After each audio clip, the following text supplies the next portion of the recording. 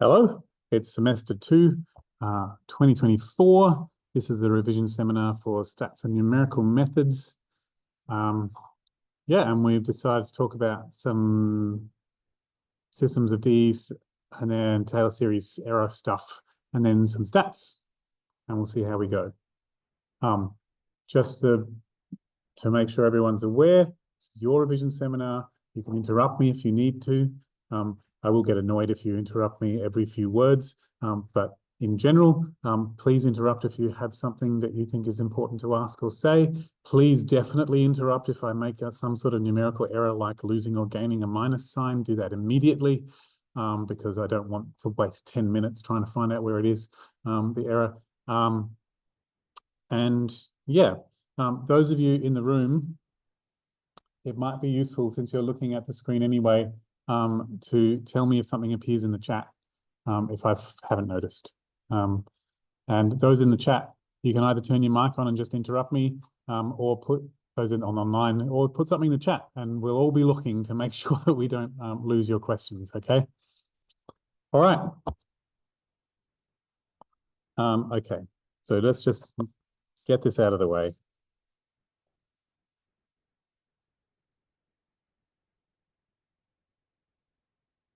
So I have just had a quick squiz at the notes, and they say that a stiff system is a system of differential equations where the behavior of the system for the two variables involved happen on different timescales. So you have a system of DEs, which are basically several variables all being affected by time. Something like that. That's my pictorial representation of it. And changes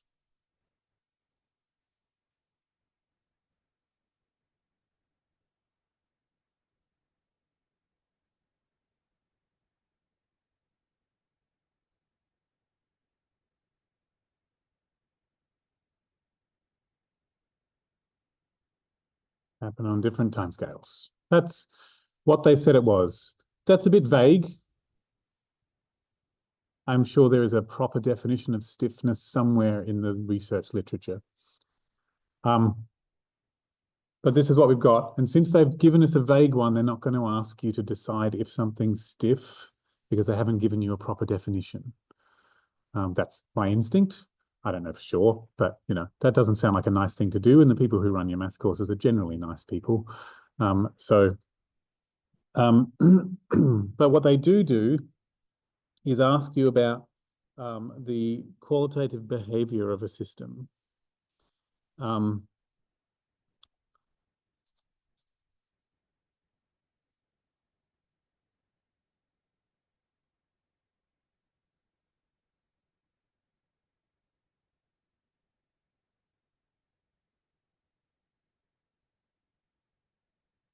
And what that means is whether it's decreasing, whether the variable is decreasing or increasing with time, and whether it's doing that, and whether it's oscillating or not.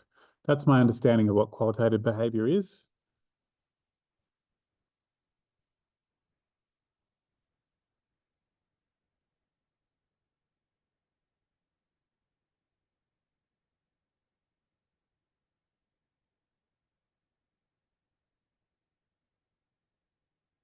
That's what my understanding of qualitative behavior from other contexts.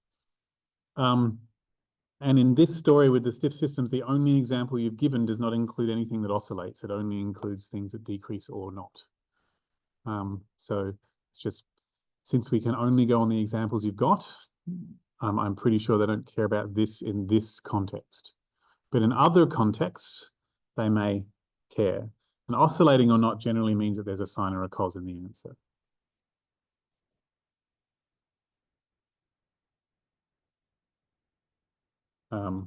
That's useful to know.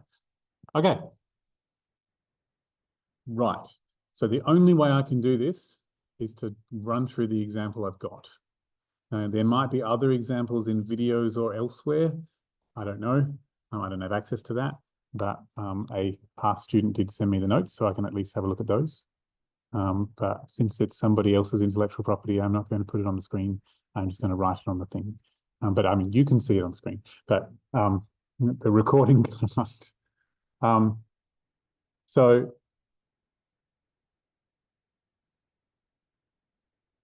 just going to have a look at what the example is that they've got.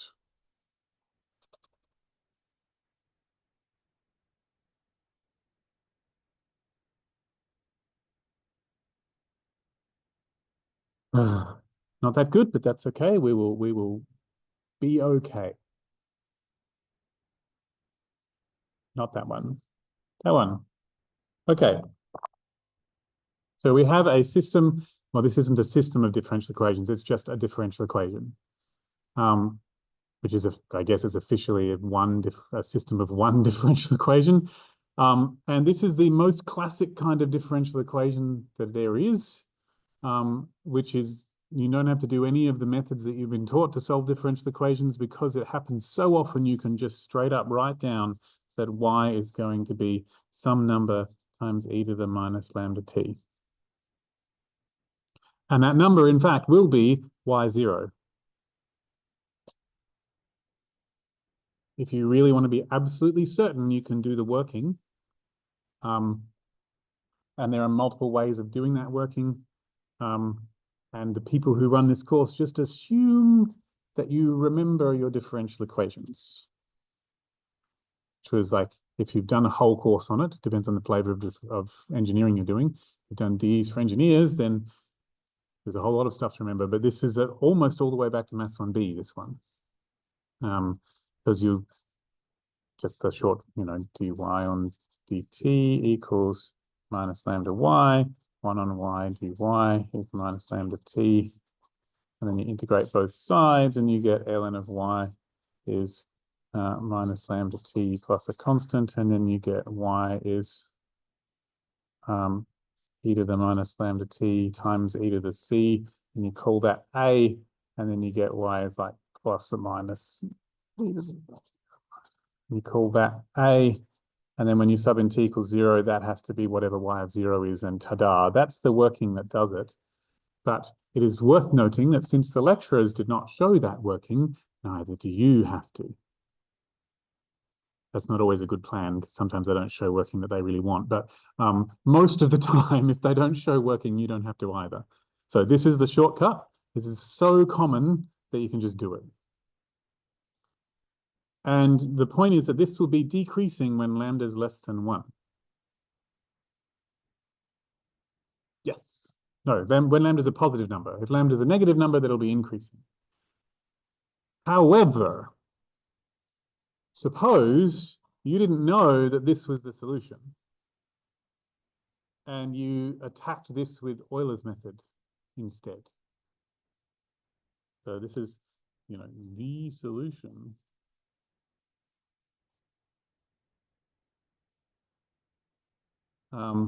But what if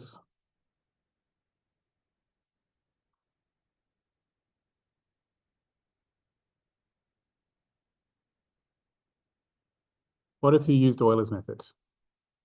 And I guess the concept is that actually in real life, maybe it's not minus lambda y, it's minus lambda y plus some constant, and there's some other dodgy bits floating around. So what if you used Euler's method and you knew that it ought to that the answer should be decreasing approximately?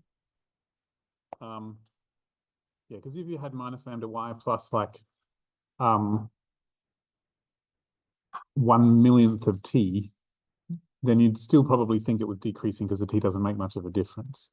But yeah, I'm just trying to guess at what this would be like. It's good to try and guess, but I don't think they'll do any of this to you in the exam. Their friend, I have no idea though. I don't know. But what we're going to do is we're going to imagine what would happen if we used Euler's method instead. And I'm just going to check if that's what the notes actually say. Yes. No. Right. What if we used Euler's method instead? So we go back to here. And in Euler's method, this thing here is usually called f. It's a function of y and t. There's no t in this formula, but that doesn't stop it from being a function of t. It just, t hasn't been mentioned today. It just gives you the same answer no matter what t is. And then if you use Euler's method, then you start with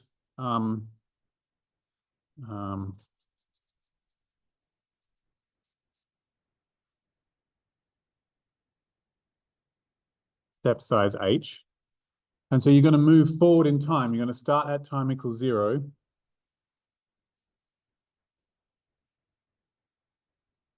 When y was equal to y of 0.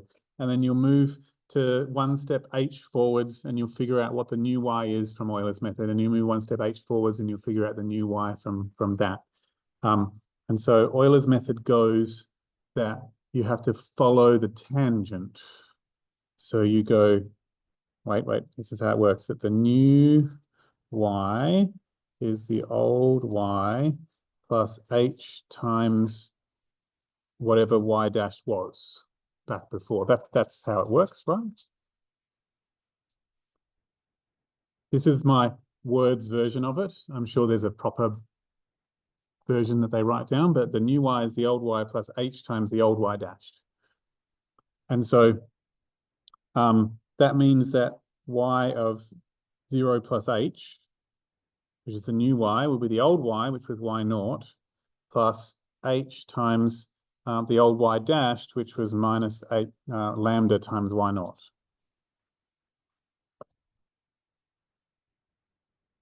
Like that. Is that okay? Because I subbed t equals 0 into this, and that made the y equal to y naught. Okay. Sweet. The old y dashed. So the y dash that you got from subbing in t and y naught into this.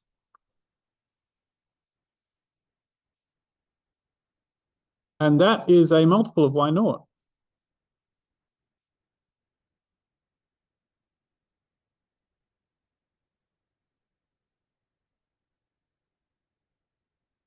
So that's going to happen no matter what. Like the next one will be that multiple of this one. And the one after that will be that multiple of this one. And so on. And so for that to be decreasing, you're going to need this number to be less than 1. Actually, no, yeah, probably. But just bear with me. Y of the 2h will be y naught times 1 minus lambda h squared, and so on, right? Every time you go through this process, you'll multiply by the 1 minus lambda h again every time. If you do this same working, you'll get y1 plus h times minus lambda of y1, but y1 was this, and so on. That's the basic idea. Not y1, yh. Okay, and so on. I think I'm following the same reasoning they would. I'm trying to come up with what I would have done without knowing what to do. And so we need the size of this number to be less than 1. If we were really unlucky and our lambda was really big and our h was not that small, then this number would end up being bigger than 1. Or at least it might be a negative number that was bigger than 1. And so when you did the powers, you would flip-flop and back and forth. You'd oscillate, but it would just get further and further away. And so what you want is for it to decay. So since it should decay, because we're thinking of the e to the minus lambda t, which is a decay thing, we need the absolute value of 1 minus lambda h to be less than 1. Because if you do big powers of numbers that are close to 0, then they decay. And that means that this has to be between +1 and -1.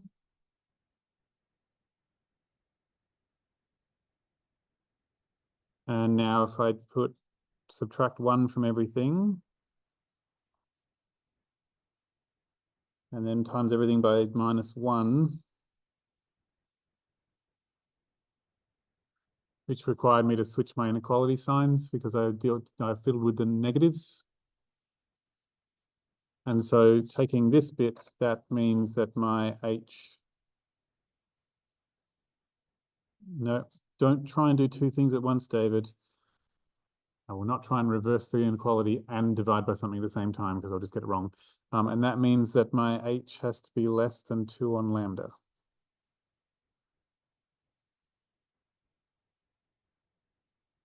Right.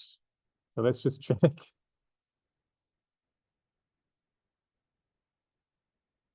Yay, H has to be less than 2 on lambda. Cool.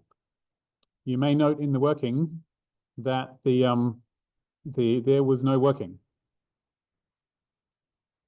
But you do not have to actually, here's the thing, you know how I said if they don't show working, you don't have to either? Cool. But sometimes you want to because you have not the slightest clue how they did it. That's what working is for. It was not at all obvious that that 2 came from the negative end of this inequality. Came from this being more than -1. That's because in order for it to decay, lambda has to be positive back here. And H is always positive because it's a distance. And so it's always greater than 0 anyway, so I don't care. But good, important question. Yep. Well, like you actually have that system of starting greater than 1. Yes. What is the lambda value? Like we use the lambdas that are there. Yep. And yes, exactly. This is where the next page of the notes goes. Like midterm test. Yep. If you want the actual question. Read it out. Consider the system of ordinary differential equations for y1 c, y2 c. So y1 dash equals -156 y1, and y2 dash equals -3 y2. For y1 of 0 equals 5, and y2 of 0 equals 6. Suppose the system is to be solved using Euler's method, the maximum step size h. Oh, sorry, what is the maximum step size h that would ensure the correct quantitative behavior of the solution as t approaches infinity? What is the maximum H for the correct qualitative behavior? Yep. Yeah, as t approaches infinity. That's just like h equals question mark. Is that 16y or 166y? That is 166.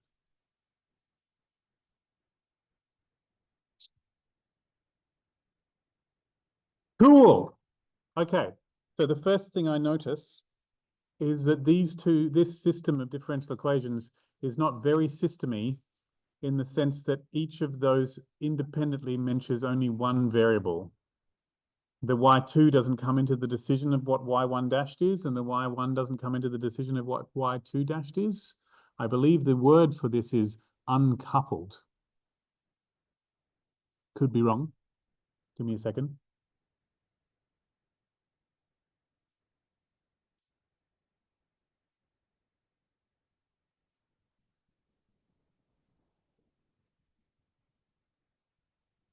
Yep, uncoupled. That's what it is called. These are uncoupled.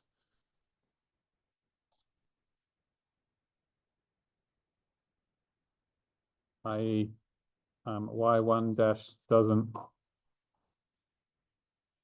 use y2 and y2 dash doesn't use y1. Okay. Just so it's nice to have terminology. And because they're uncoupled, I can just solve them separately.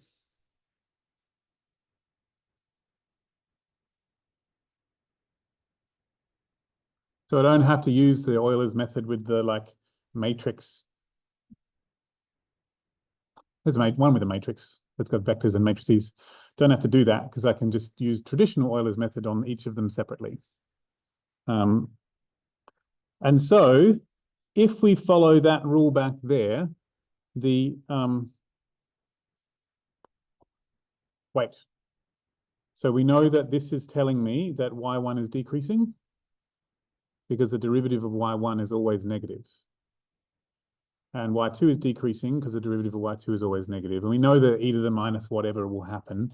So both of them should, but okay. Okay, we've been asked to know what the qualitative behavior is. That should be correct. We know that the correct qualitative behavior is decay.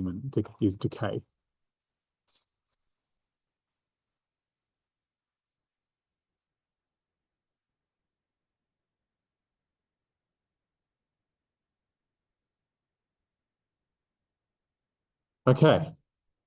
And in order for them to decay using Euler's method, you need the h to be less than 2 on lambda, according to that previous working, which we could redo if we needed to. So we need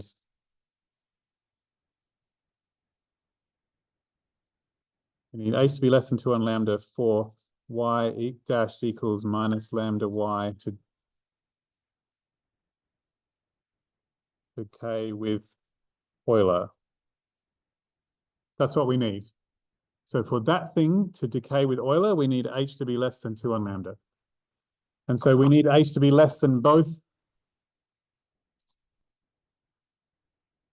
to be less than 2 on 166, and h to be less than 2 on 3, because they are the two lambdas that I have. Can I just check that? 166 and 3, yeah. It has to be less than both of them, which means it has to be less than the smaller one.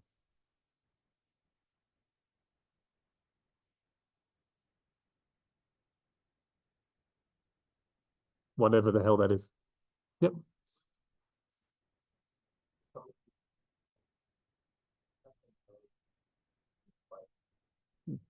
I'm just going to repeat that question. If it was an exam, would it be a similar situation to this? Because you'd have to know the qualitative behavior to be able to tell. Sounds like a reasonable assumption. I don't know for sure. I don't know what's in your lecturer's head. Sounds like a lot of effort for them to write one that was different that you could still do. Yeah. So your test, they didn't restrict the stuff you could look at when you did that test? Yeah. Okay, so that test was written on the assumption that you could go and look that up, as opposed to proving it from scratch. But now you know how it's done. I think that's dealt with, yeah? Are you happy with how that's done? Okay. I will number those pages so that I don't lose all of this. That's not important. Okay. All right.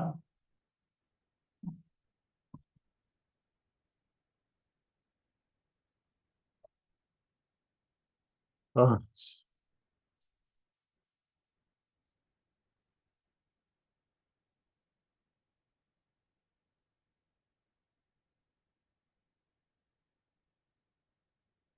Taylor's theorem and various errors.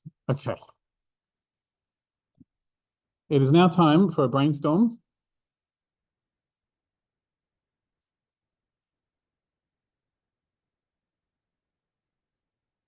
So you need to help me with this. Of various errors in this course.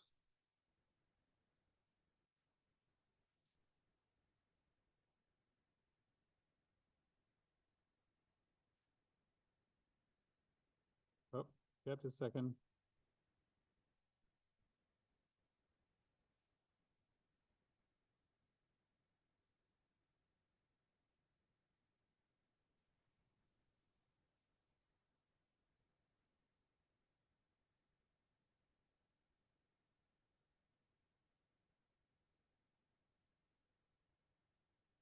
For just a second, I'm going to pause for a sec.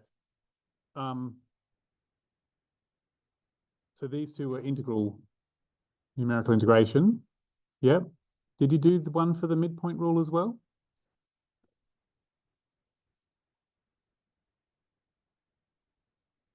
And just checking, for these ones, there's actually like a formula that involves H that tells you what the error is.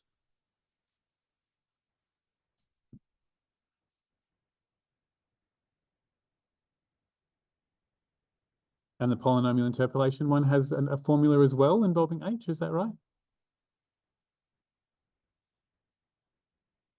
And then like all these x's as well, like.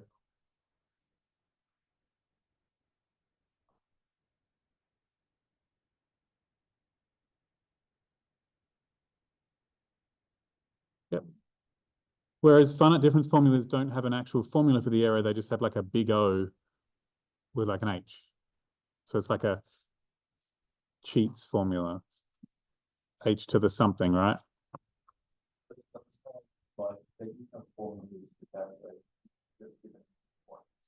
Yeah, so there's a formula for calculating the finite difference, but the error, just like what the error is, the error doesn't have a formula of its own like these ones do.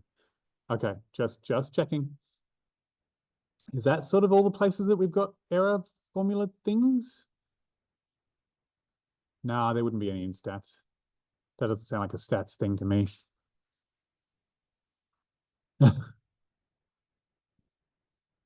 It's worth knowing that historically, there's always been half a stats course in the engineering degree, and it used to be half stats, half differential equations. And now it's half stats and half numerical methods, and they've got a whole course of differential equations. And so expecting the stats to link up to the numerical methods is not a good expectation because it didn't used to. So anyway, just pointing it out. Yeah, I think that's it. Yeah. Euler's method doesn't have an error to go with it, right? No. We've just got that qualitative behavior crap that we just talked about. Okay. Well, it couldn't hurt to write down some of these formulas while we're at it. So let's see if I can find it. If you can get it before me, then more power to you.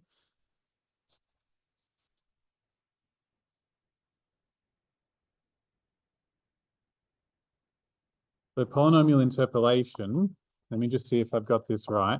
You've got some x's that are hopefully equally spaced. Yeah.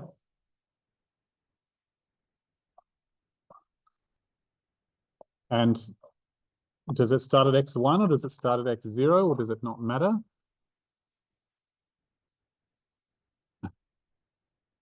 I have a theory it starts at x0, and the reason my theory is the way it is that if you had 3 points, you would normally use a quadratic through 3 points, and the quadratic would have degree 2, and then this biggest number would match up with the degree of the polynomial you're using. That's my guess. But I'm just gonna have a quick look at the notes.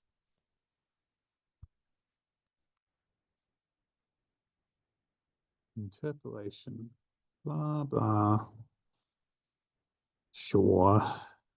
No. So there was a bit there with matrices with like, who cares? And they got onto the Lagrange is the main one, right? That's the one with the fancy formula with all the products in it. This thing. Rightio. And then that does have a formula for its error, which is this thing.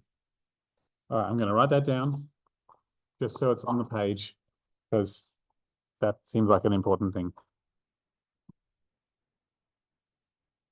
Yes, and it is x0 up to xn. My instincts were good. Okay. And then this height is f0 and this height is f1 and this height or depth is f2. And so the polynomial, so Lj of x is the product of I from 0 to n except for I is j and x minus xi over xj minus xi. And then the polynomial is the sum of fi li x. Okay. You can't see that, but that's okay. I need to be able to see the other thing on the screen. And then the error at position x. Oh, that looks very Taylor's theorem-y.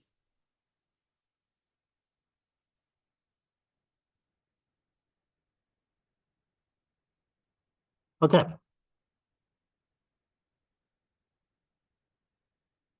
Okay. Gotcha.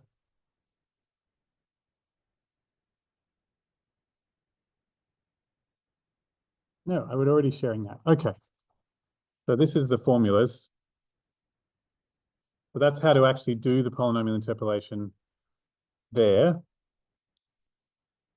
Let me just think this through. I don't want to talk in depth about this necessarily. Oh,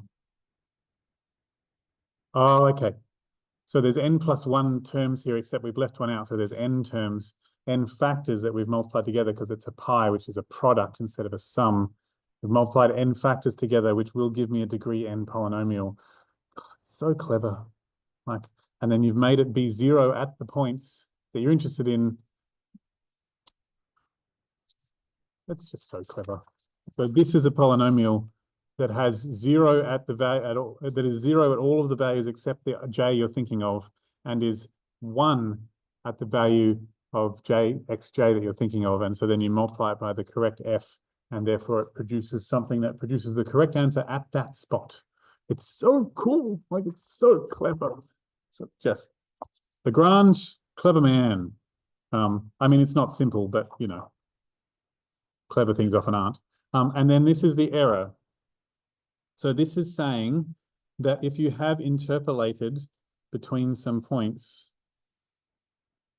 and your function does whatever it actually does, and then you've made your quadratic or whatever it is go through those points, then at any particular x, this distance between the actual function and the interpolated function is what this is. This formula will calculate that correct distance for each of these x's, except that t has to be a different number for every x.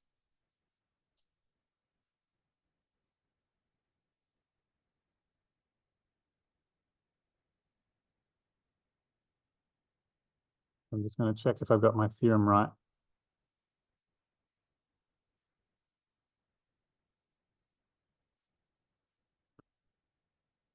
Yep, okay.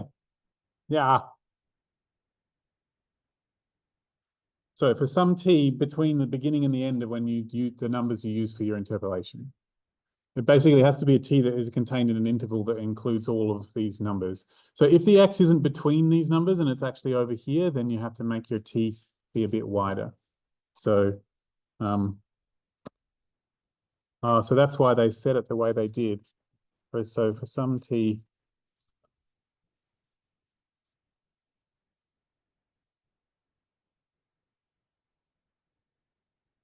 x and all the xi's. Okay.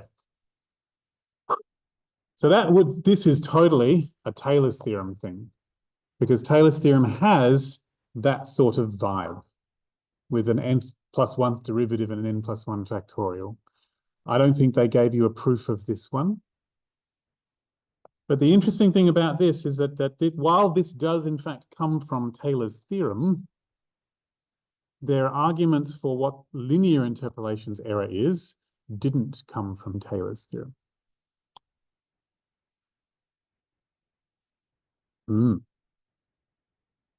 As I recall. So I should probably, damn it, while I'm at it,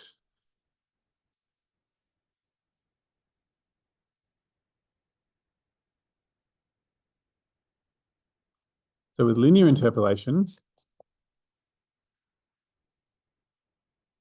bear with me. Nope, that's okay. It does come from Taylor's theorem. It's fine. It's okay. So, yes, I've got it. I knew I had it. Sometimes I make bold statements because it makes me sound like a good teacher. But really a good teacher corrects themselves when they're wrong and apologizes. So, sorry. Okay. So the thing is that in order to know the error, you don't know what t is. You know that t is somewhere between all of these xi's and the x you're thinking of. And so you don't actually have a formula for the error. So thank you, Taylor and Lagrange, but you haven't given me a formula for the error actually. But what they have given me is a list of options for what the error could be. Because if I imagine what all the values of t are that are between all the xi's and the x, and sub them all in, I will get an answer. And then I can say, well, it can't be any worse than this. And that's the general vibe of how these error formulas work. And so you can do that. So what you can do is, instead of thinking about the error, you can get a maximum error for each individual x. They each have a maximum error that you could possibly expect for each one individually. And then you can try and get the smallest error for all of them simultaneously. Say, well, this one has a maximum error of this one has a maximum error of this one has a maximum error of this, and the maximum error is this. That's what you're looking for. And so you need to figure out what the biggest answer that this could be is, and also what the biggest answer that this could be is. So you need to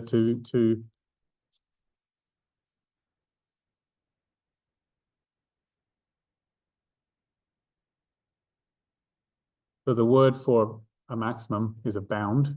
So to get a bound on the error, we need a maximum for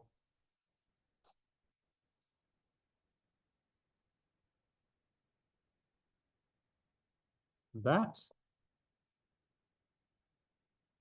and a maximum for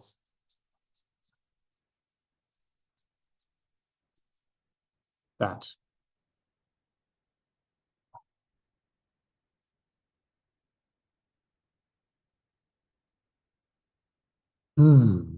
So this we can do. That we did this in Maths 1B. I mean, that was, a year ago or more. So that we can do. You can differentiate it as many times as you need, and then look at that function and go, cool, it's a sine. It's always less than 1. Great. Or whatever. And this, you have to use the properties of polynomials of this degree. So as I recall, in the notes, they did it for linear one, where this ends up being a quadratic. And in the assignment, they did quadratic interpolation, where this ends up being a cubic. And so if you look at something like this,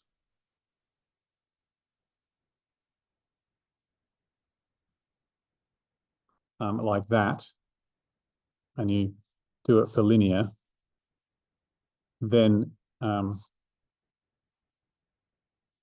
just going to actually stick numbers in. That's all right.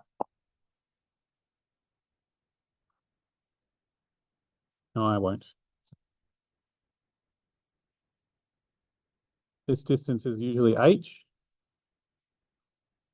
Then if you're doing linear interpolation, then you're going to need the product from j equals 0 to 1 of x minus xj, which is x minus x1, x minus x2, x minus x0, x minus x1. And that there is a parabola with zeros at x0 and x1. And so this thing here looks like that. And you know that the maximum height of a parabola is halfway between its two zeros. And so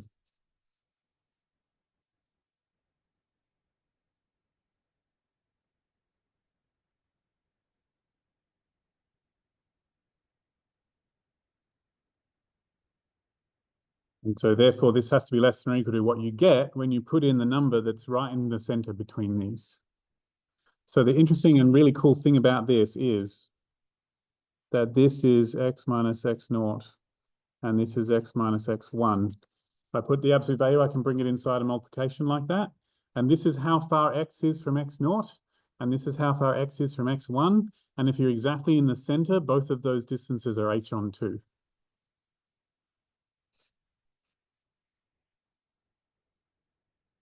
And so what you end up with is that this thing is less than or equal to h on 2 times h on 2, which is h squared on 4. Yay. Unfortunately for cubics, no. The maximum is not halfway. Halfway will be 0. And the maximum is not halfway between, yeah. So if you have cubics, x0, x1, x2, then this product, x minus xj to 2 is like x minus x0, x minus x1, x minus x2, which is this. Technically, we're going to absolute value it, so it'll be 2 bumps. This maximum here is not halfway between these two. Oh, sadness. You have to do derivatives and sub things in, and there's a lot of unnecessary and frustrating algebra. But, so I will say, this cubic one, they did that in an assignment that you had like 2 weeks to do. My instinct is they wouldn't get you to do that in an exam. It just takes too long. Or if they did get you to do an exam, they would just tell you, you can assume that the maximum value of a cubic is blah, blah, blah, is at this point, so that you don't have to do any of that work, and you can sub them in. So just wanted to point, it's useful to think about, was the only time I saw this in an assignment that I had 2 weeks to do? That's probably unreasonable for them to expect me to do it in the exam. But this was totally straight out of the notes. So yes, they can expect you to do that by yourself. So that's my, I don't know. It's not always the best way to distinguish, but it's not the worst. And I'm telling you all this purely based on experiences as a student and experiences as a lecturer writing exams, but I have no idea what your lecturer has actually done because they haven't told me. So yeah. So take all things I say with a grain of salt. I am not telling you what your lecturer did and pretending that I don't know. I really don't know. But to be fair, if I did know, I would pretend that I didn't know. So, so there you go. No, I'd probably be honest enough to tell you that I'm pretending. Or would I? Anyway. So that's that. So there's 2 parts to this. This is what makes it confusing, because in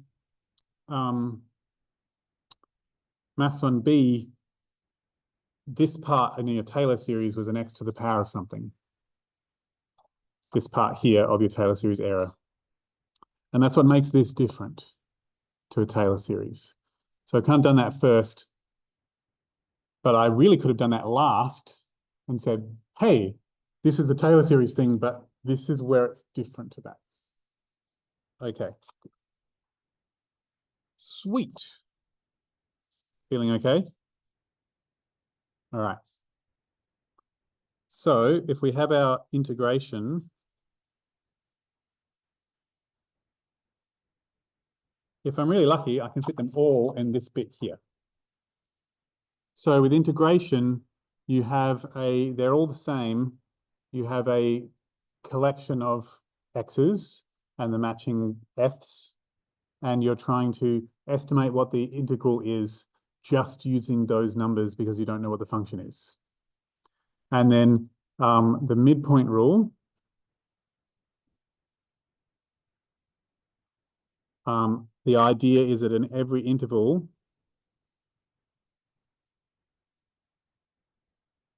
you use the one in the middle as the height, and you just use that rectangle as your area. And the trapezoidal rule, you every interval, you use the 2 heights on either side, and you use that trapezium or trapezoid, if you will, to calculate the area. And in Simpson's rule, you use the midpoint and the 2 ends, and you draw a parabola through them and you use that area. That's how the 3 rules, that's the vibe of what they're trying to do. And so you have to use the data you've got in such a way that you have midpoints in order to use these two. And sometimes if you think that you've got xj's, you actually have to imagine them as xj and a halves to use the midpoint rule. But I'm going to go have a look at what the notes say. And I'm going to fill in the errors that go with these in a second. So the other thing to note about the way the error formulas work is that in general, they are based on the gaps, the spaces between the x's. The n that's used isn't based on how many x's there are. It's based on how many spaces between the x's there are. That's an important thing. But I'm just going to go look them up now.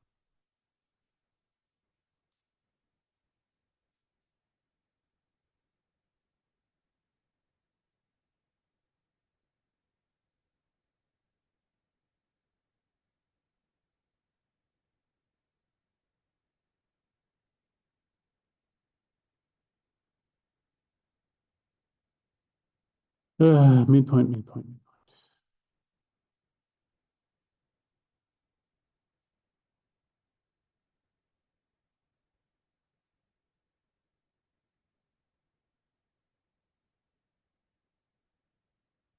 Sorry. I'm just going to go back and fix my thing. No, don't. According to the notes, xj, when you're doing the midpoint rule, is the midpoint itself of your interval. It's not xj and a half. Cool. 730 points xj minus half. Yeah, so this is like xj and a half, and this is xj minus a half. Oh, didn't write it on the, didn't put it on the screen. Xj and a half, xj minus a half. They put the Simpson for one as well. They use straight type one.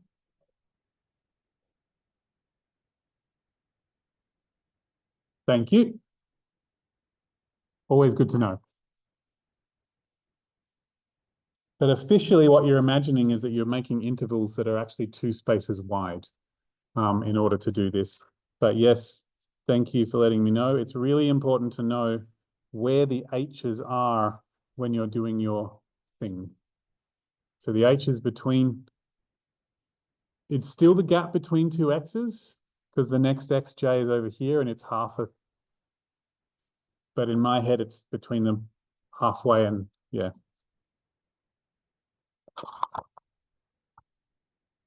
Yep, okay. It's all good. So that's how to, that's the imagining of them. And then each of them has a way to do it. And so what you do in the midpoint rule is that your estimate of your estimate is the sum of f of xj times h.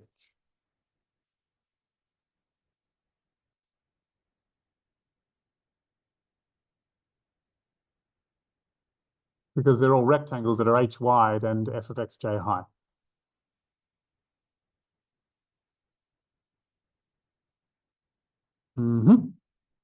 Yep. So I'm just going to actually,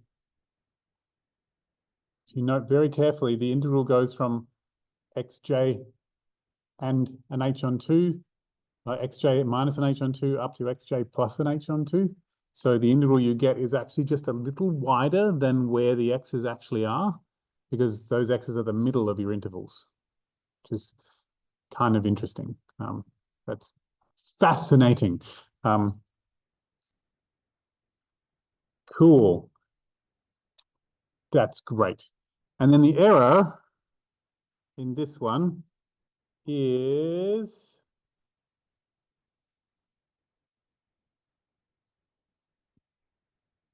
less than or equal to 1 on 24 times b minus a mh squared.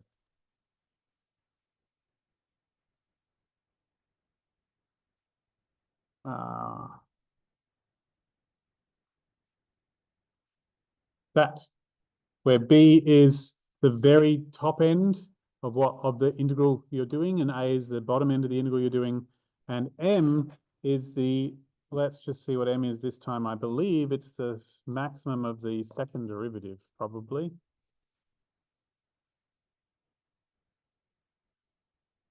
Yep. And f double dash is less than or equal to m.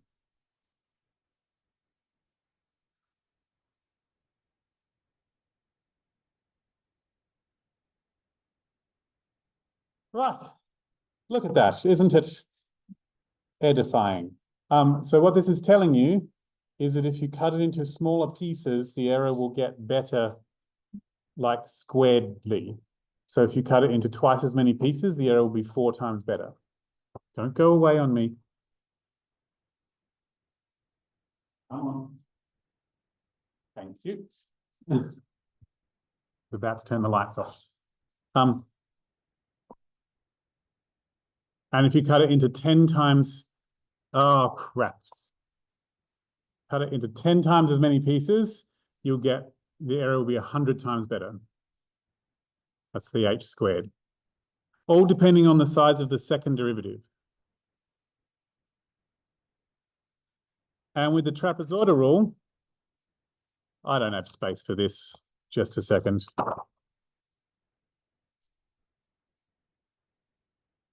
I really wanted to put them next to each other, but it says it's not space.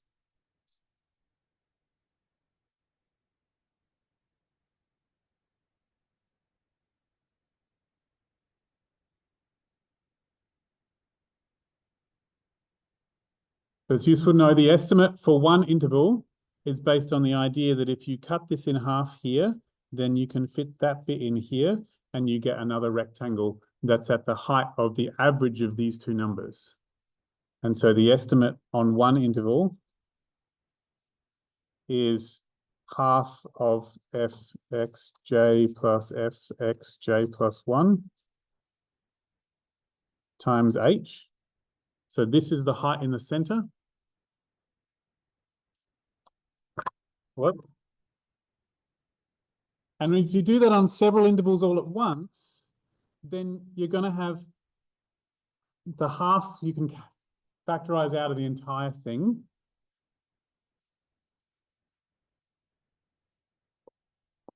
Okay, let me just draw them all.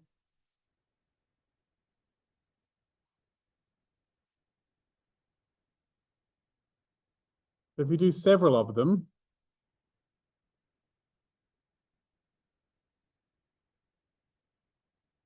this one will be a half of that one plus that one. This one will use a half of that one plus that one. This one will use a half of that one plus that one. And so all of these ones in the middle get used twice. This one gets used as part of the interval before it. It also gets used as part of the interval after it. And so you end up with, this is a bad way of writing it, I'm sorry, but this is what I've got in my head. You have 1, 2, 2, 2, 2, 1, like, of your f's. That's what's in my head. I choose not to write that as a sum. So what you have is half of 1f1 f0 plus 2f1 plus all the way up to 2f of n minus 1 plus 1 lot of fn, that times h. That is what it is.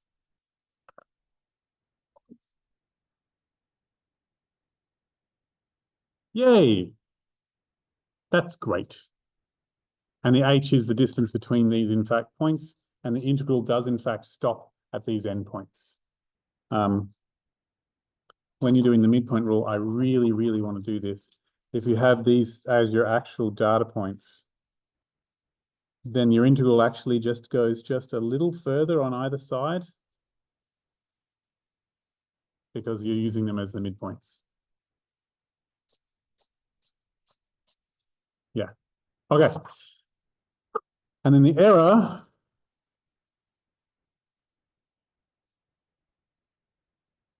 notice the error is not equal to anything. It's less than or equal to something. So the error is less than or equal to, and there's an m in it as well. And there's a there's a B minus A in it as well. And there's an H in it. So I'll just chuck them in now. All right. And I'm pretty sure the B minus A has a cubed and then H has a 4, but I can't remember. So that is why we're going to look it up in the notes.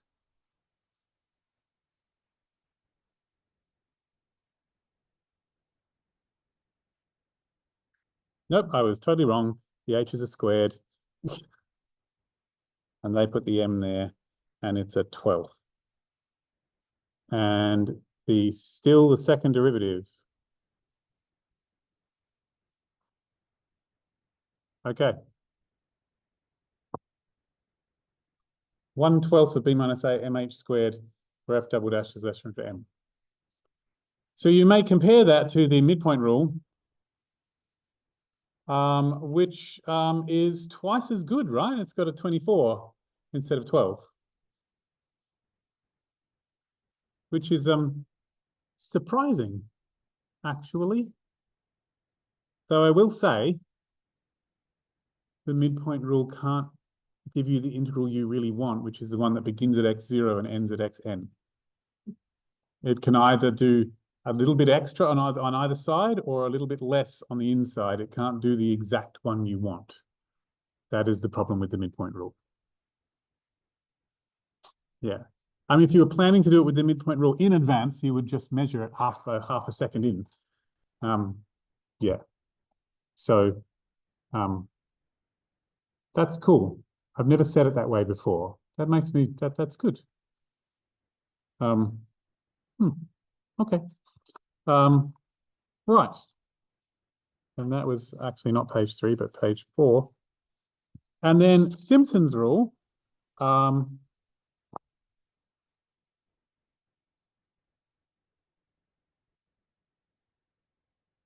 So on one interval, the way Simpson's rule works,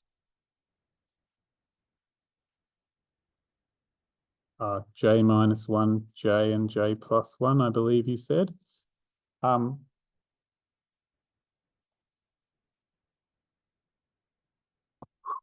It turns out that for quadratic functions, the correct area is calculated like this. Oh, crap. Just a second. To be either a 6 or a 3, I'll deal with that in a second. Wait, yep.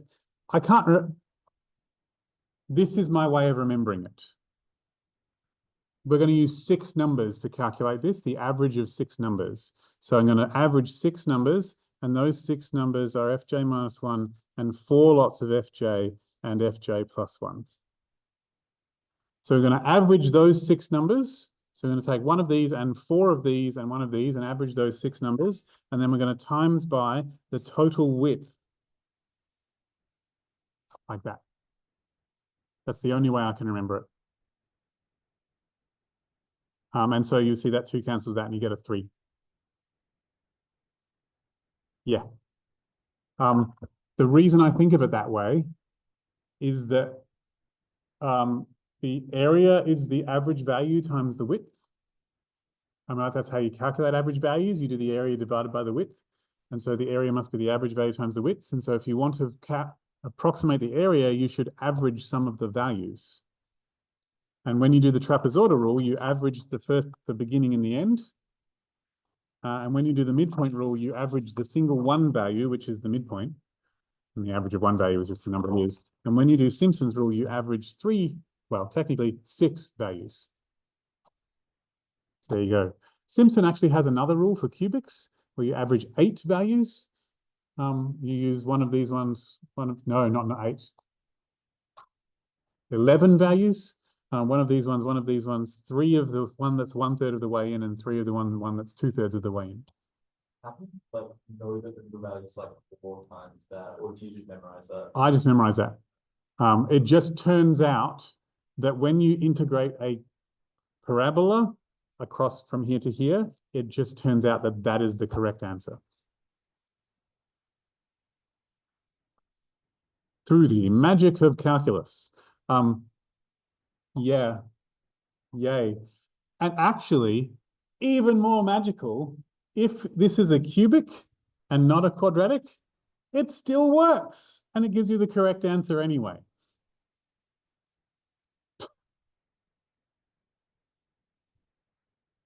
Which is just stupid. But there you go. So Simpson's rule actually gives you the correct answer if you're using a cubic. Even though it's designed to work correctly for a quadratic, it works for cubics too. It's one of those magical things. So if you've got lots of intervals,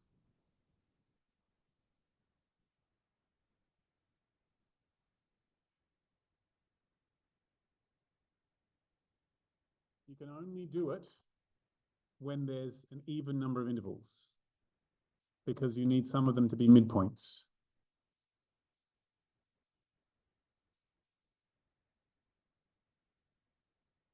And you need to take them in pairs.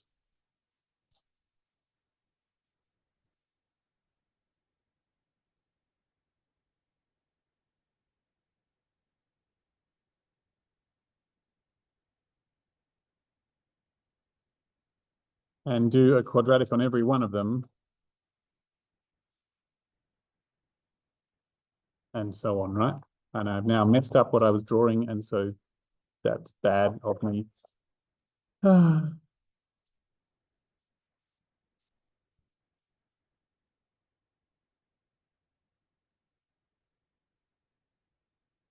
so what you're going to do is you're going to have one of these and four of these and one of these. And then on the next interval, there'll be another one of these and four of these and one of these. And on the next interval, there'll be another one of these and four of these and one of these.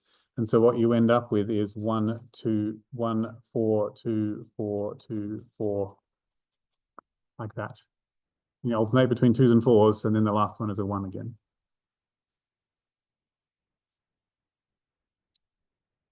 Yep. And that's times F1 plus that times F2 plus F0, F1 plus that times F3 and so on. That's how it is. But in my head, it's just that. So that's what's in my head. And the long version is that it's F0 plus 4F1 plus 2F2 plus 4F3 plus 4F2n minus 1 plus F2n. And you add them all up and you'll multiply by 1/3 of h. Because of it's actually 2h on 6, which is h on 3. I'm just going to check if that is correct, because it would be bad if it wasn't. Yes, okay. The world makes sense again. So you'll see they've got 4 of all of the even ones and 2 of all of the odd ones. But I don't think that way. Let's go 4, 2, 4, 2, 4, 2, 4, 2, 4, 2. So, yeah.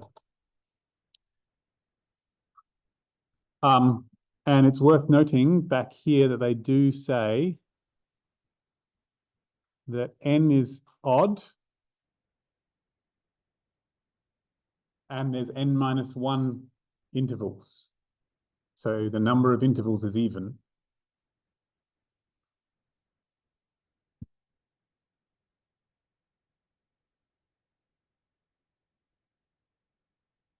Oh, for the sake of fuck. I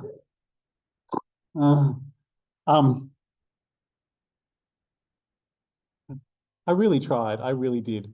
I'm just going to say in the notes, it doesn't start at F0. It starts at F1 and goes to Fn. I'm sorry. Where n is an odd number.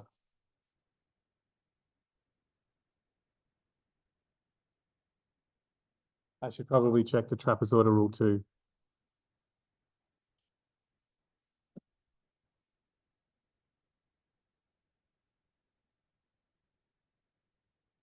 Yep.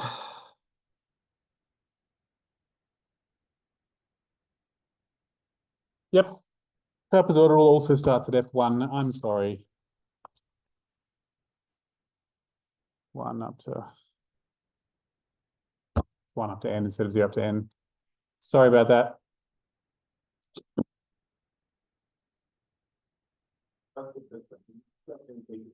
Everything will be off by 1, right? So when they give a formula for what H is, just so you know, H is the total width divided by the number of intervals.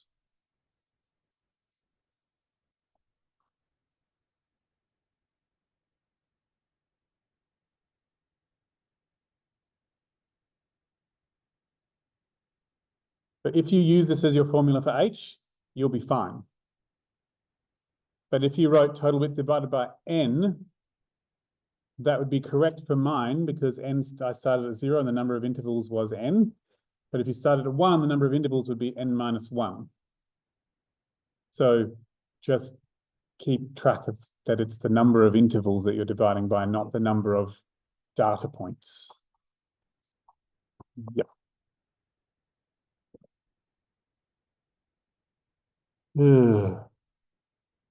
Okay. So I just warn you that if you Google Simpson's rule, there will be like at least 6 different notations that you will find. So no one who's reading your exam will probably care too much about the notation unless you've changed the notation that they gave you in the exam. But read very carefully to see if they start at 1 or 0 or whatever. I'm sorry if that's more confusing now, but in my head, this is Simpson's rule, the 1, 2, 4, 2, 4, 2, 4, 2, 4, 1, and I don't actually count them. I don't actually give them ends, but that's, yeah. When I learned Simpson's rule, the H was this from across the whole pair of intervals. And so it was, in fact, H on 6, but okay, it's okay. So yeah, be careful when you look at resources online. Even resources that I've made, well, you know to do that now. No, I can't keep it straight. But be careful because even resources made by this university, if a lecturer comes from a different place, they may have different notation. So, yeah, not least of which is the lecturer that was using South American notation for sine and cos and tan, where they're called, tan is called TGT instead of TAN. And so, yay. Yeah, so that was a fun one to work out in the Maths Learning Centre.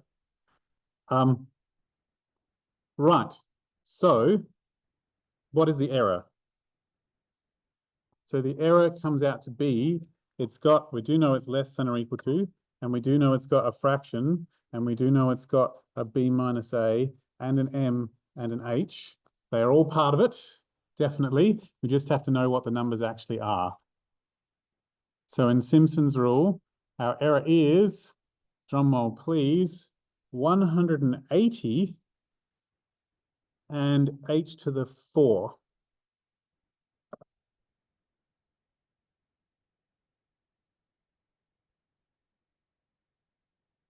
So to compare,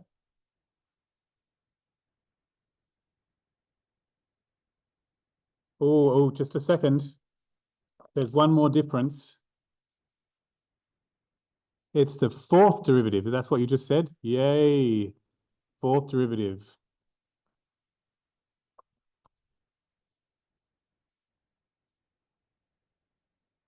So let's compare trapezoidal rule and Simpson's rule. Got a 180. It's an H to the power of 4, and it's a 4th derivative. It is kind of convenient that the power of H goes with the level of the derivative. That's nice. In fact, that is not a coincidence. That's from Taylor's theorem. Okay, right. So Simpson's rule is like way better. To be fair, no. So Simpson's rule is way better. It uses H to the power of 4, and so if you halve your intervals, it gets 16 times better as opposed to only 4 times better. And we're dividing by 180 instead of 12. So that's like 15. Yes, thank you. Just not coping. It's like 15 times better already, even if you're using h squared. So it's just way better. And you may note that the fourth derivative is here. So if it's a cubic, the fourth derivative is 0, and the error is 0. So there you go. So that is that. Of course, with sine, the derivative never goes away, but whatever. So all of these come from a Taylor series argument. And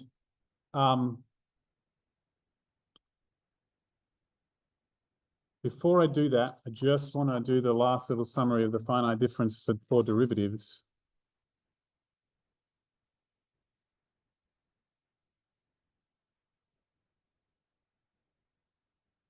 There's only one of them that I remember off the top of my head.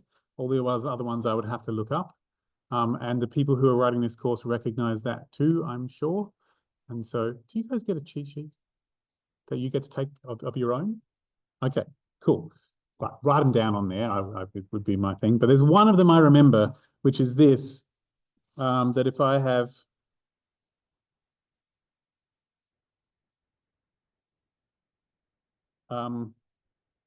I want to know what the derivative is at this point here.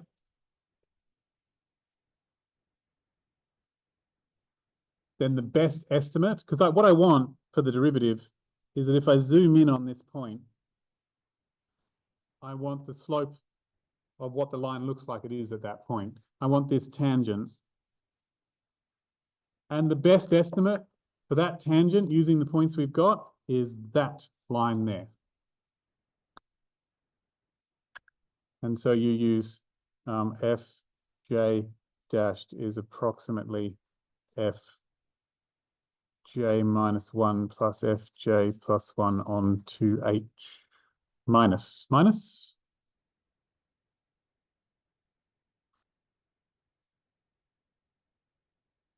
Is this right? Fj plus 1 minus fj minus 1 over 2h. This seems like a thing I should look up.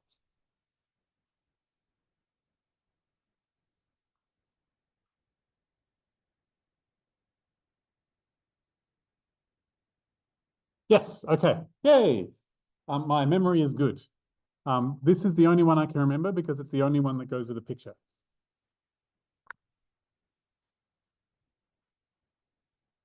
That's not good focus. The only one that goes with a picture, which is the slope of that line. That is divided by the width.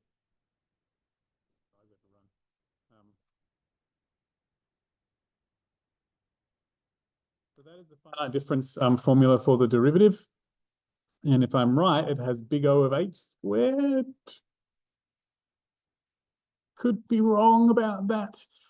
But you know what? I think it would be productive to prove it at this time, so you can see how that's done. So the error is big O of h to the, and I am just going to fill in that number in a little bit. I am almost certain it's h squared, but it could be that it's h cubed or more. So we'll figure it out. There are other finite difference formulas for derivatives. There's one that you use at the edge of your data at either end. Just while I'm there, there's F1 dashed. There's one that you use at the very edge of your data. And in the notes, they still use Fj and Fj plus 1 and whatever. But give me 1 second.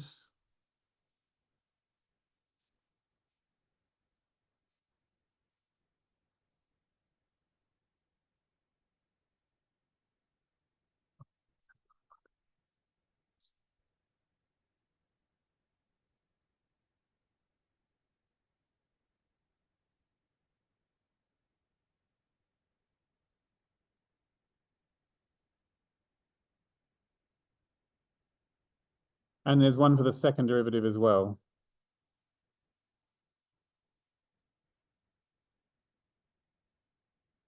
Okay. So these are those. So the important thing to note about this one is it uses xj minus 1, xj, and xj plus 1 to try and figure out what's going on here. It's what's going on at fj minus 1 using these three heights. And this one uses what's going on at these three places to figure out what's going on here. Whereas this one uses what's going on at the two edges to figure out what's going on in the middle. And so you can't use this one to figure out the slope at the very edge of your data because you don't have one on the left-hand side. And so you have to do it on this way. And this one is again using the middle. This one here. Using the two on either side to figure out what's going on in the middle. So presumably there's an edge one that goes with the second derivative as well. But they didn't tell me what that was, so I don't know.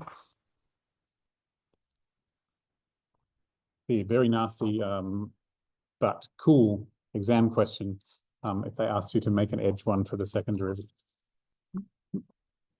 They wouldn't do that. They might ask you to prove that it works. Okay. So now where are we? What time are we at? We're fine. We've got half an hour. We may not be able to get to the stats. That's okay. I told you that I did it last year, so that's okay. Okay. Are we feeling okay? All right. Oh, I'm very happy that I'm not doing more than 2 a day this semester. The years when I do 3 revision seminars, the third one, I'm knocking stuff everywhere. Okay.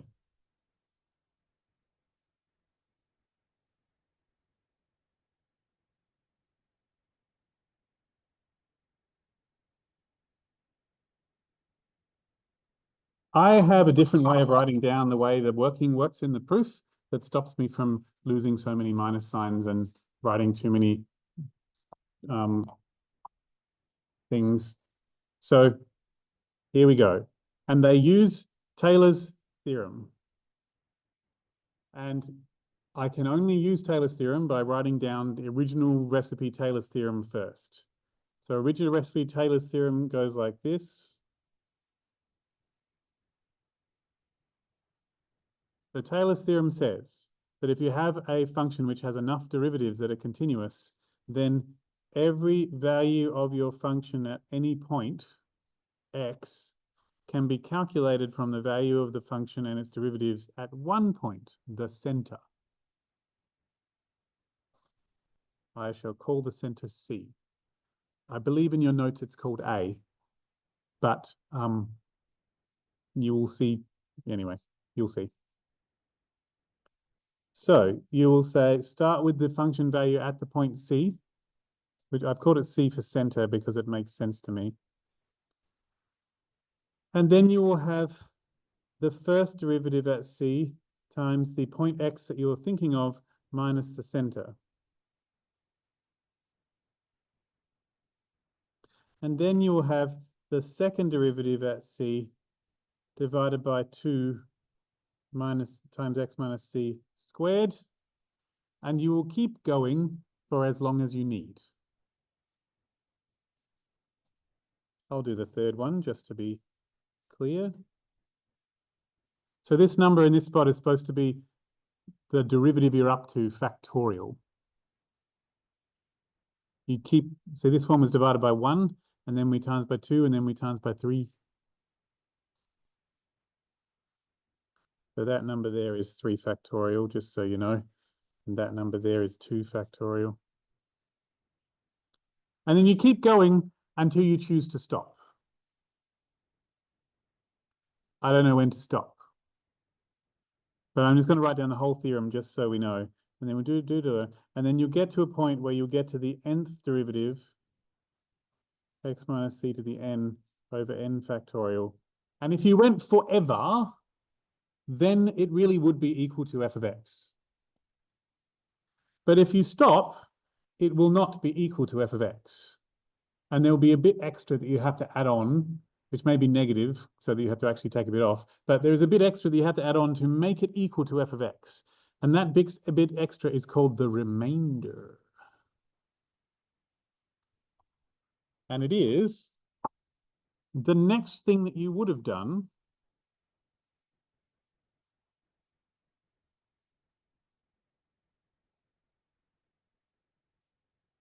but with not c in this spot.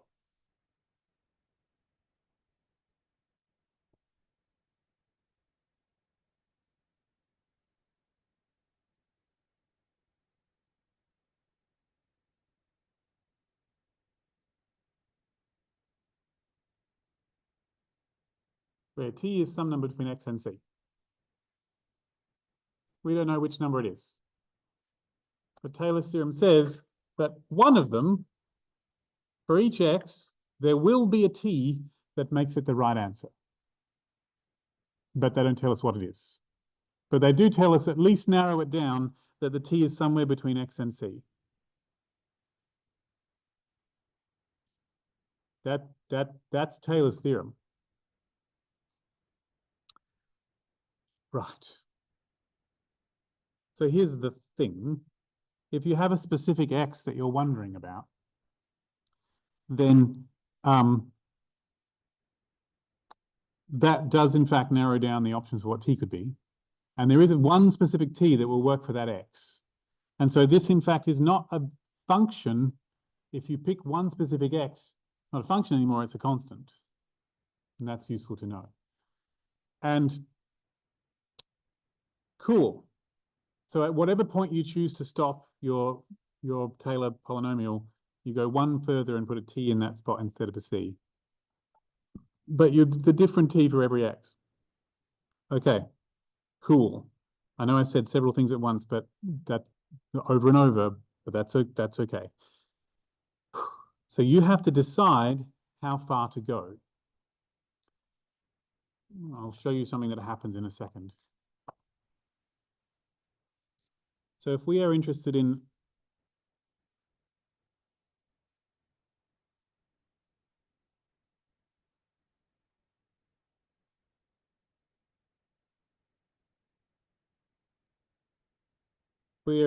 this story, then we have to pick a center. And I might as well pick my center to be the center.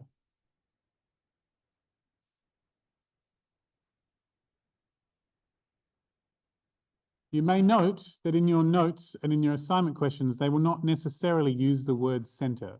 They might. They might say, use Taylor's theorem centered on xj. Or they might say, use Taylor's theorem about xj. Or they might say, use Taylor's theorem at xj. There will be some words or nouns or prepositions that will indicate a location. And that is the center.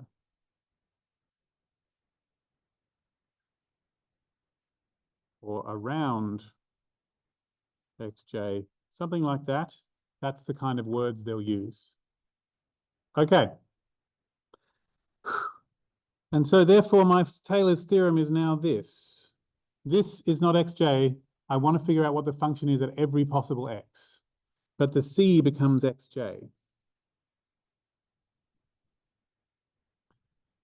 And I want to show you something. I'm just going to copy exactly what I had on the previous page.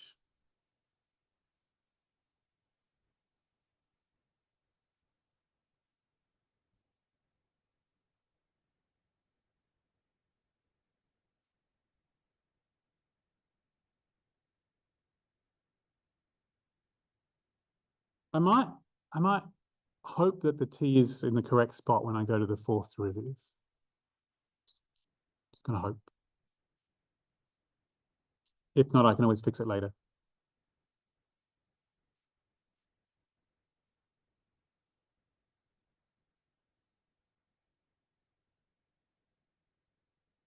Okay. Sometimes you have to hope. Are we ready? What I really want is this c to in fact be xj. And one of the reasons I like to use c is it's easy for me to turn it into an x.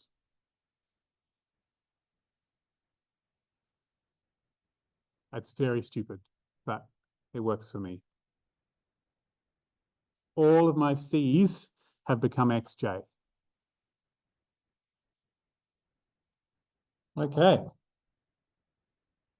Awesome. And now I note that my original story has fj, which is this number. Fj is f of xj. It also has fj minus 1. So if I'm going to use Taylor's theorem, I'm going to have to write every function value in terms of this one. So I need f of xj minus 1.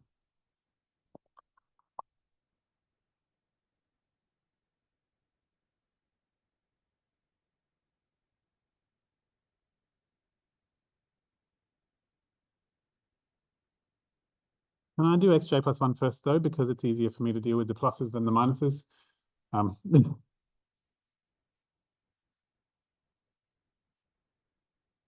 No on to yet. I'm not up to that yet.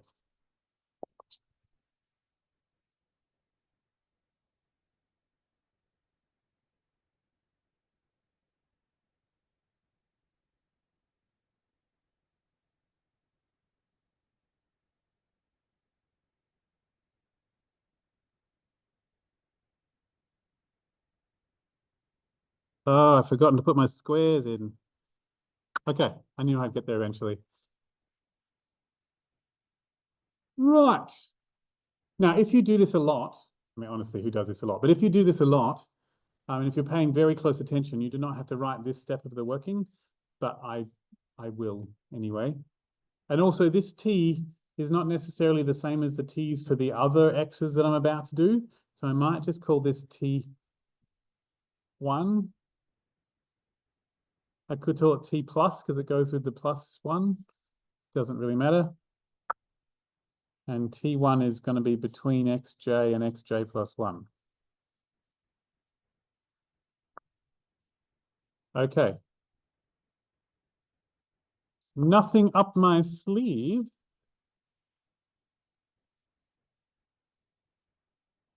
When you do subtraction, it's the journey from that number to that number.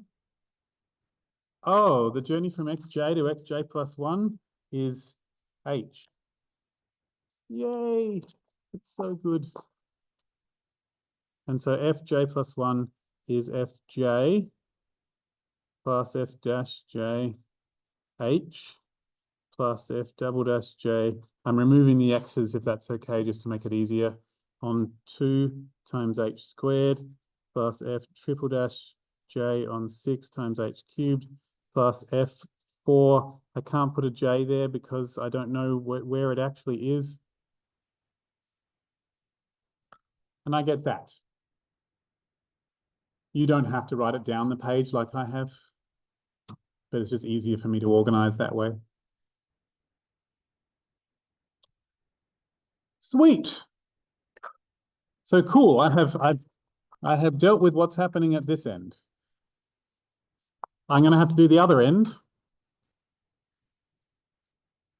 And if I concentrate very hard, I may be able to do it without doing all the subbing in. If this is xj minus 1, then I get xj minus 1 minus xj, which is the journey from xj to xj minus 1. And that journey is, in fact, minus h. And so I'm going to get fj plus f dash j minus h plus f double dash j on 2 times minus h squared plus f triple dash j on 6 times minus h cubed plus f4t. I might put a minus 1 there on 24 minus h to the 4.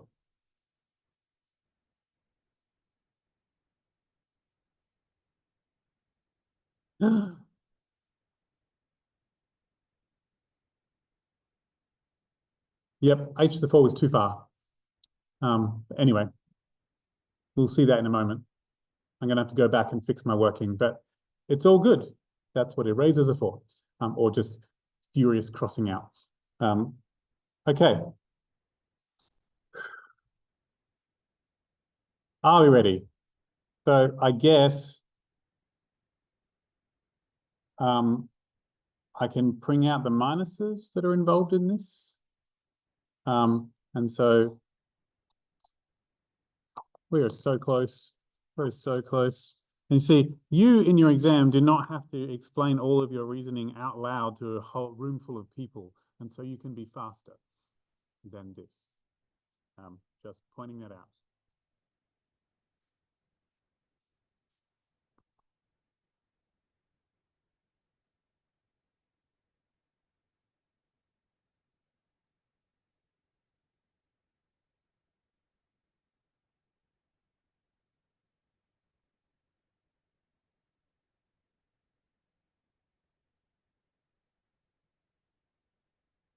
All right.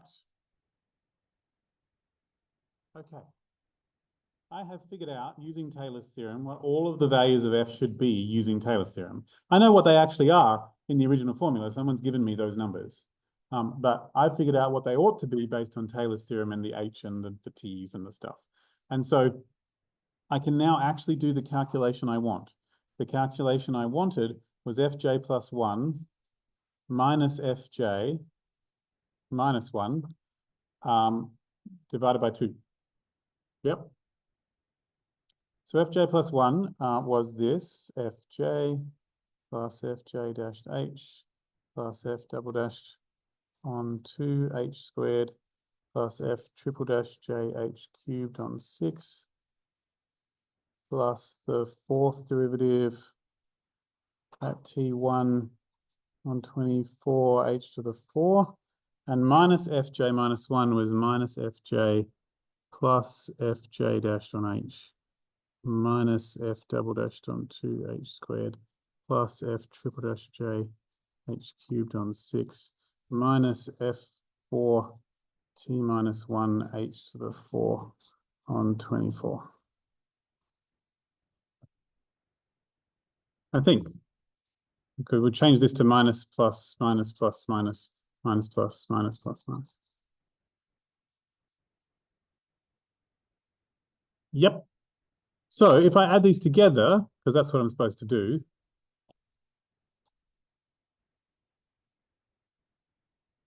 they cancel.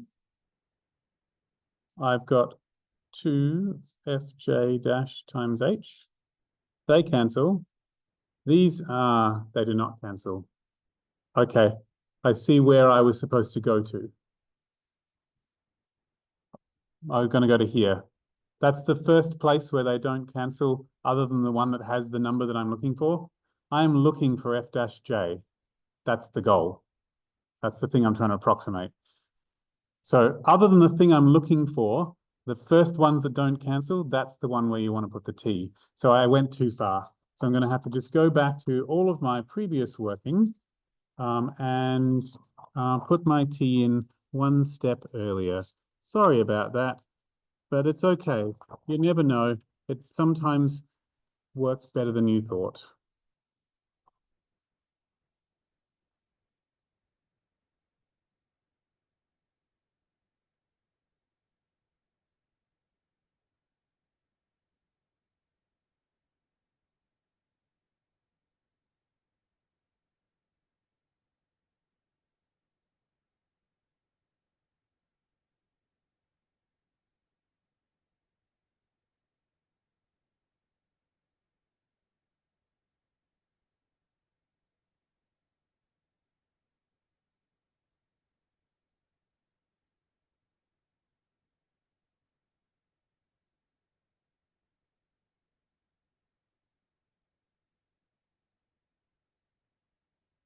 All right.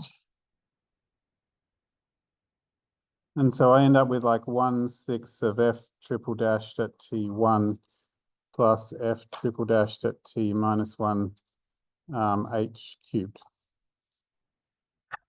All right. And so now if I divide by 2h, like my formula says I do, it says fj dashed. Yay! Isn't that cute?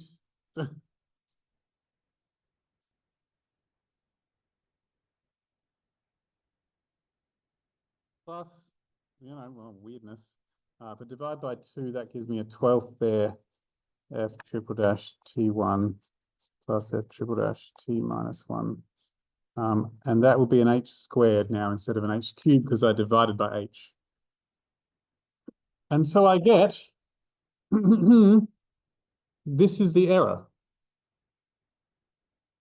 If I subtract it and put it over that side, I get fj dashed is equal to fj plus 1 minus fj minus 1 over 2h plus something that has an h squared in it.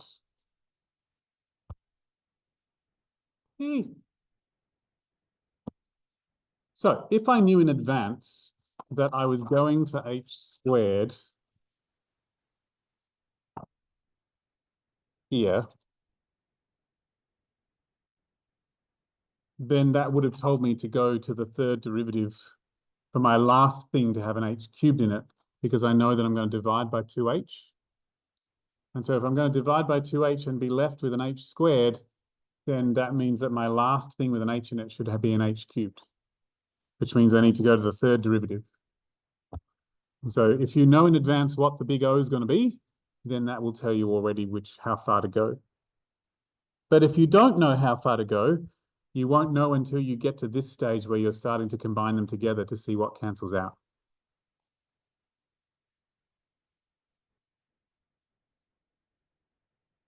How are you feeling about that?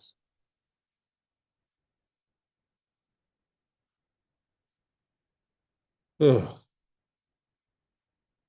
So all of the theorems that have that second derivative thing in them are usually like, these ones can be done with Taylor's theorem. But the proof is different. I'm not sure if I can cope today. In some of the Mobiuses, they've given you just a random one of these with random numbers in these spots. And nothing cancels out the way it should. And you just get an expression at the end. But lining them up next to each other in terms of the values of the powers of h is, to me, the most useful thing you can do. And I'm the sort of person that if I have just a random calculation that, like this one, for example, let's just do the shorter version of it.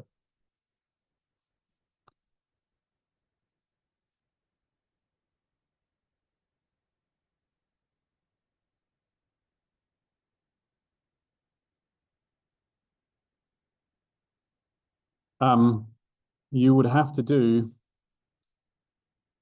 fj minus 1 by all the same reasoning that we did before, would come out to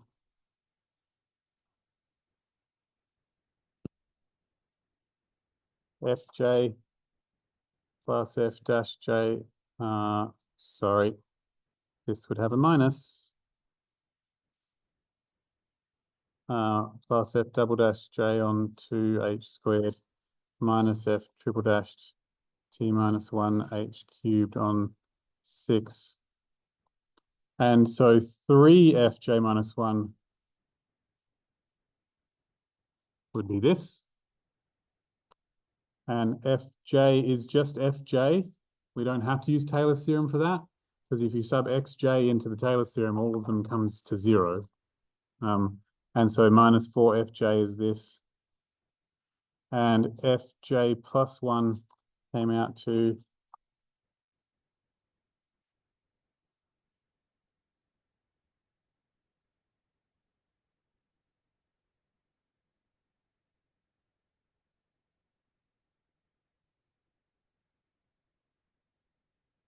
this. And so we only needed one of those. So when you add them all together, oh, look, 3 minus 4 plus 1 is 0. And we ended up with minus 2. That's distressing. Give me a second to just make sure I've copied that down right.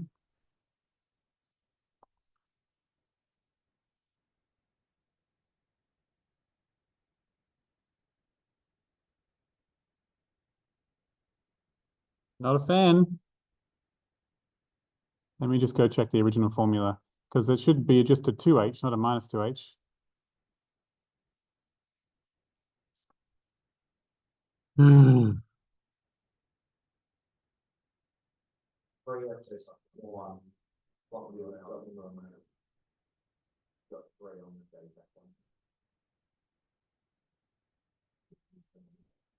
Ah, that's a +1 first, is it? It is too. Thank you. Ah, world makes sense again. So this is actually this way, right? You're telling me? And these threes aren't here after all. See, look at that. I now know, because of what I expect to happen, where, right? Ah, sorry. Right. So that's still 0. Good. And this is 2h lots of fj dashed, which is good. Oh no, these don't cancel. So that's where my t was supposed to be. Oh. It's okay. We're fine. Everything is okay.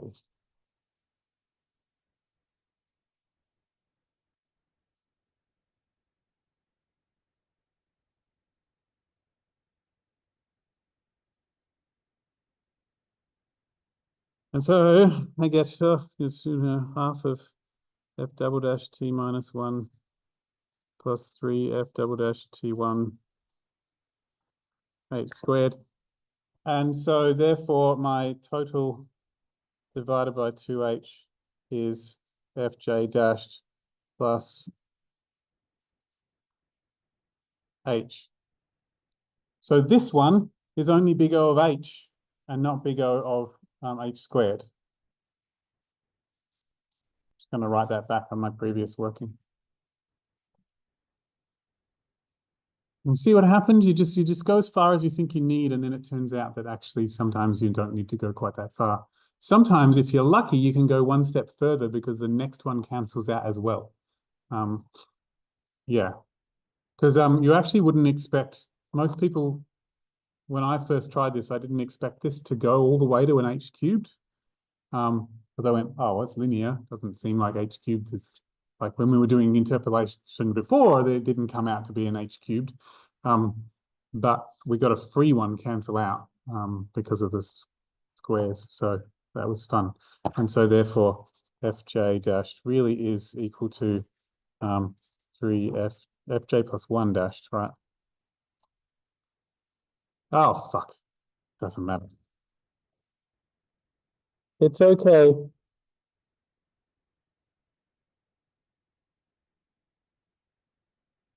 get the vibe.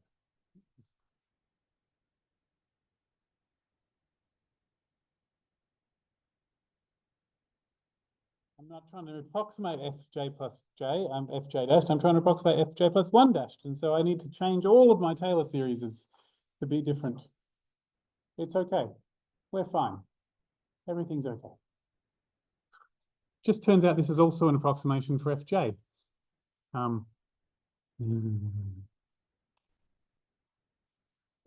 one you're centering it on fj. I should have, yes. This is centered on fj, but I should have centered on fj plus 1 because I need an f dash j plus 1 in my formula, and I do not have an fj plus 1 anyway here. I need that to be f dash j plus 1 to get an f dash j plus 1 out at the end. Yeah, so Actually, one that f of j is one that f j takes on. yeah. So I should have done center xj plus 1. I'm just going to repeat what you said.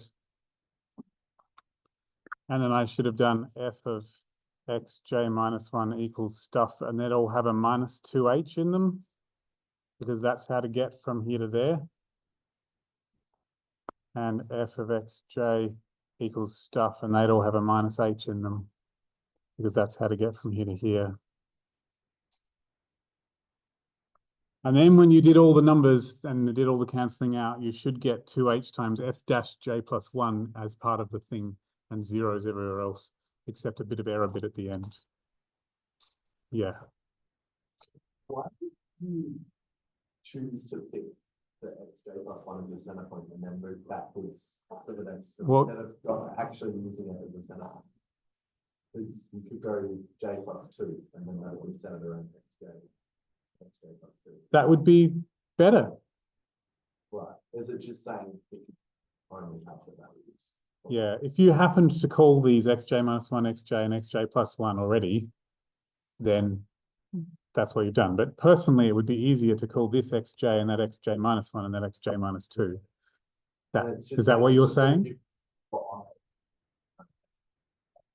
Yeah, that's right. There's nothing over here.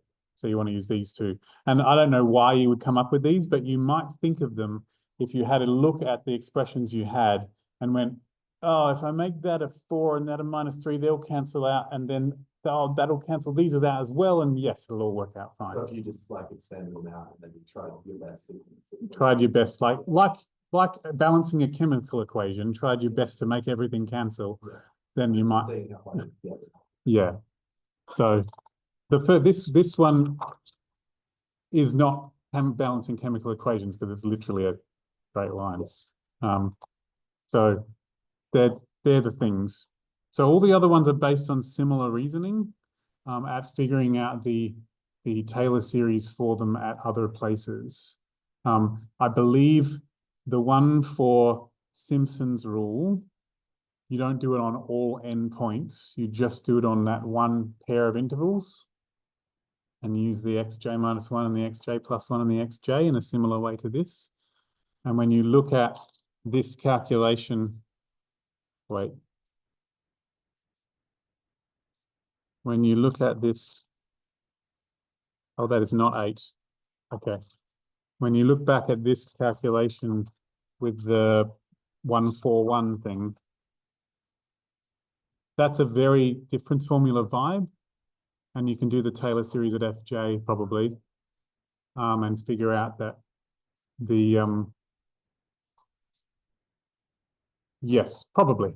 There was one point where they sort of worked it out in one interval and then they integrated over to 5 and that was Oh, okay, cool. Yeah, this is the one that's on my mind most because it's the most recent thing in the course.